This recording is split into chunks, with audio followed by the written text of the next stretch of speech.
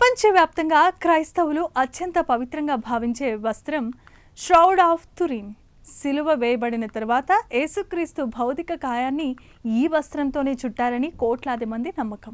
అయితే శతాబ్దాలుగా మిస్టరీగా ఉన్న ఈ వస్త్రంపై తాజాగా జరిగిన DNA విశ్లేషణలో ఒక ఊహించని విషయం వెలుగులోనికి వచ్చింది. ఈ పవిత్రమైన వస్త్రం వెనుక భారతీయ మూలాలు ఉన్నాయని శాస్త్రవేత్తలే చెబుతున్నారు. ఆ వివరాలేంటో ఇప్పుడు చూసేద్దాం. ఇటలీలో యూనివర్సిటీ ఆఫ్ పాడువా శాస్త్రవేత్తలు ఈ సంచలనమైన పరిశోధన నిర్వహించారు. జన్యు శాస్త్రవేత్త జియాని బార్కాసియా నేతృత్వంలో బృందం ఈ వస్త్రంపై ఉన్న ధూళి కణాలు, పుప్పొడి, అలాగే ఇతర అవశేషాల నుండి DNAను సేకరించి విశ్లేషించింది. ఈ పరిశోధన ఫలితాలను ప్రఖ్యాత సైన్స్ జర్నల్ నేచర్లో ప్రచురించారు.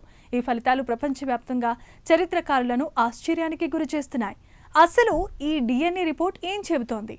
ఈ వస్త్రంపై లభించిన మానవ DNAలో సుమారు 38.7% భారతీయ సంతతికి చెందినదని శాస్త్రవేత్తలు గుర్తించారు. ముఖ్యంగా భారతదేశంలో సింధులోయ ప్రాంతానికి చెందిన జన్యువులతో ఇది సరిపోలుతున్నాయి. అంటే ఈ వస్త్రాన్ని తయారు చేయడానికి ఉపయోగించిన నూలు భారతదేశం నుండి దిగుమతి చేసుకున్నది కావచ్చు, లేదా అక్కడే తయారయ్యి ఉండవచ్చని కూడా ఆ విశ్లేషణ సూచిస్తోంది. శాస్త్రవేత్తలు దీనికోసం జినోమిక్ సీక్వెన్సింగ్ అనే అత్యాధునిక టెక్నాలజీని కూడా వాడారు. వస్త్రంపై ఉన్న వివిధ వృక్ష జాతుల పుప్పొడి రేణువులను కూడా పరీక్షించారు. ఇందులో మధ్యధరా ప్రాంతానికి చెందిన మొక్కలతో పాటు ఆసియా, భారతదేశంలో మాత్రమే పెరిగే మొక్కల ఆనవాళ్లు లభించాయి. అంటే ఈ వస్త్రం తన సుదీర్ఘ ప్రయాణంలో భారతదేశం వంటి ఆసియా దేశాల గుండా ప్రయాణించుండవచ్చు, లేదా ఇక్కడున్న ముడి సరుకుతోనే తయారయ్యి ఉండవచ్చు.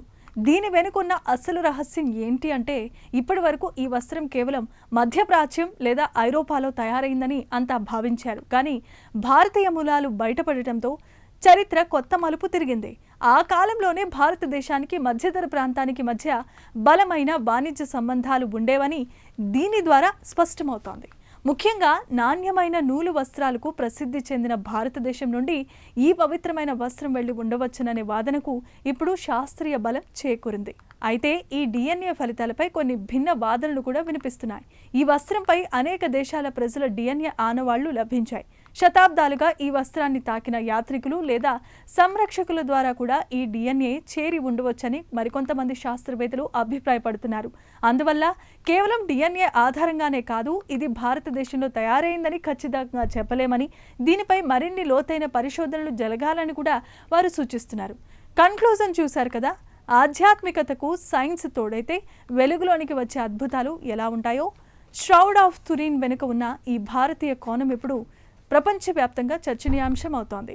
చరిత్రలో దాగి ఉన్న ఇటువంటి మరిన్ని రహస్యాలను భవిష్యత్తులో సైన్స్ ఎలా ఛేదిస్తుందో వేచి చూడాలి. ఈ స్పెషల్ ఫీచర్పై మీ అభిప్రాయాన్ని కామెంట్ చేయండి. వీడియో నచ్చితే లైక్ చేసి మా ఛానల్ని సబ్స్క్రైబ్ చేసుకోండి.